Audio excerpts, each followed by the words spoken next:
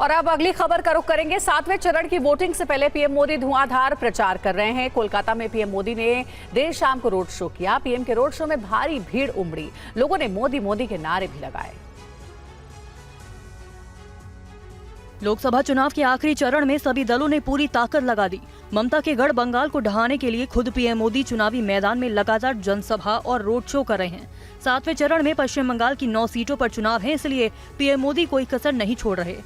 अंतिम चरण के मतदान से पहले प्रधानमंत्री मोदी ने कोलकाता में भव्य रोड शो किया। पीएम ने उत्तर कोलकाता की श्याम बाजार 5 पॉइंट क्रॉसिंग से बीजेपी उम्मीदवार तापस राय के लिए रोड शो किया। पीएम मोदी को देखने के लिए भारी भीड़ उमड़ी थी। सड़क के दोनों ओर युवा, बुजुर्ग, महिलाओं के साथ बड़ी तादाद में लोग मौजूद थे। पीएम के साथ एक तस्वीर लेने के लिए लोग व्याकुल थे। सड़क के दोनों ओर इमारतों पर खड़े लोगों ने प्रधानमंत्री नरेंद्र मोदी पर फूल बरसाए और जय श्री राम के नारे भी लगाए। रोड शो के दौरान पीएम मोदी ने सड़क के दोनों तरफ खड़े लोगों का अभिवादन किया।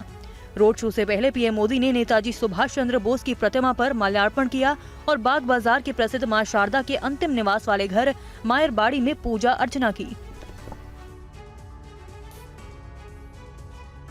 और वहीं प्रधानमंत्री नरेंद्र मोदी ने संदेश खाली के बहाने टीएमसी पर बड़ा प्रहार किया। पीएम ने कहा कि संविधान और तानाशाही चिल्लाने वालों को बंगाल में आकर हालात देखने चाहिए, यहां पर बोलती बंद हो जाएगी।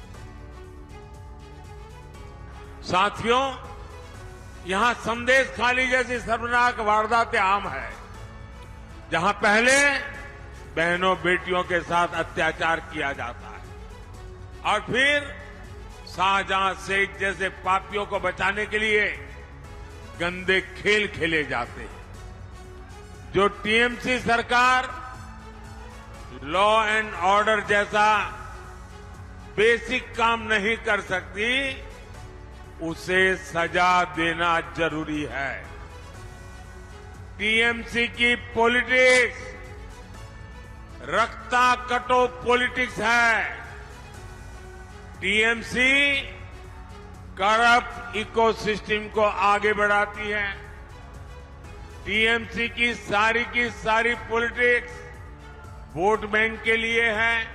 ये जो जमात है ना, वो पश्चिम बंगाल में क्या हो रहा है जरा यहां आकर देखो, आपकी बोलती बंद हो जाएगी। और टीवी9 भारतवर्ष को दिए खास इंटरव्यू में अमित शाह ने कहा है कि बीजेपी 400 पार करेगी। शाह ने कहा कि 5वें चरण में ही हम 310 का आंकड़ा पार कर चुके हैं। सर, 6 चरण के चुनाव हो चुके हैं। आपकी पार्टी 400 पार का नारा लगा रही है, बार बार ये कहा जा रहा है वो लक्ष्य है, कैसे देखते हैं आप इसको? देखिए, 6ठे चरण का आकलन मैं ढंग से हमारी कैडर से पूछ नहीं पाया हूं, परंतु 5 चरण में हम सरकार बनाने की प्रक्रिया पूरी कर चुके हैं।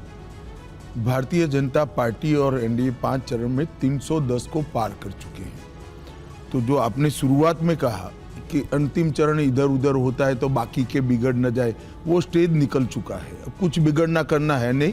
मोदी जी को तीसरी बार प्रधानमंत्री बनना है और 6ठा और 7वां मिलाकर हम निश्चित रूप से 400 पार करेंगे। क्या करना चाहते हैं उसका सवाल नहीं है। कोई भी पार्टी या कोई भी गठबंधन अपना लक्ष्य नीचा रखेगा या ऊपर रखेगा। तो 370 तो हमें जनता ने दे ही दिए थे, इसलिए 400 ये नहीं समझ पाएंगे क्योंकि ये तो अभी 100 क्रॉस नहीं कर पाए।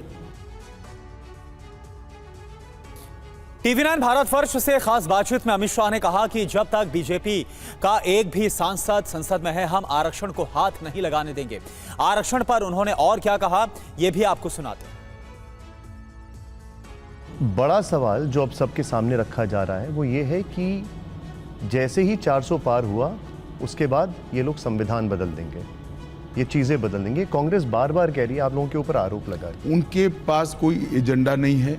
संविधान बदलने की ताकत इस देश की जनता ने 2014 से नरेंद्र मोदी जी को दी है। इसके लिए 400 पार नहीं चाहिए। उनको संविधान की बदलने की प्रक्रिया भी मालूम नहीं है। और अब आप आधा अधूरा पूछते हो, मैं पूरा कर देता हूं। वो आरक्षण के रेफरेंस में ही कह रहे हैं कि आरक्षण छीन लेंगे, भारतीय जनता पार्टी आरक्षण छीन लेगी। आरक्षण पर डाका डालने का काम कांग्रेस पार्टी ने किया है।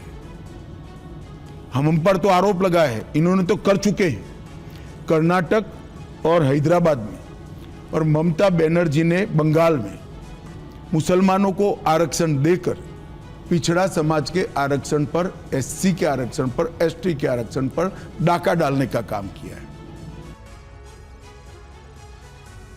प्रधानमंत्री नरेंद्र मोदी 1 जून को होने वाले आखिरी चरण के मतदान से पहले कन्याकुमारी जाएंगे। खबर है कि PM Modi Vivekananda rock memorial में पूरे दिन मेडिटेशन करेंगे।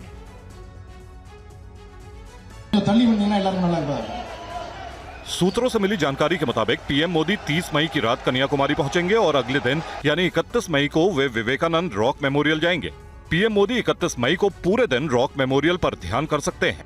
1 जून को लोकसभा चुनाव के अंतिम चरण का मतदान होना है। वाराणसी में भी वोटिंग 1 जून को ही होनी है और इससे एक दिन पहले पीएम ने ध्यान योग का प्लान बनाया है। पीएम मोदी 30 मई को सुबह 11 बजे पंजाब के होशियारपुर में चुनावी सभा को संबोधित करेंगे।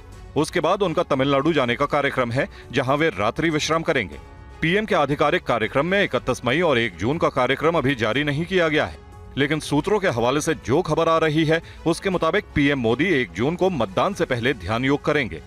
कहा जाता है कि शिकागो यात्रा से पहले स्वामी विवेकानंद ने समुद्र में एक विशाल शिला पर ध्यान किया था और अब वहीं पर एक भव्य स्मृति भवन का निर्माण किया गया है, जिसे विवेकानंद रॉक मेमोरियल के नाम से जाना जाता है।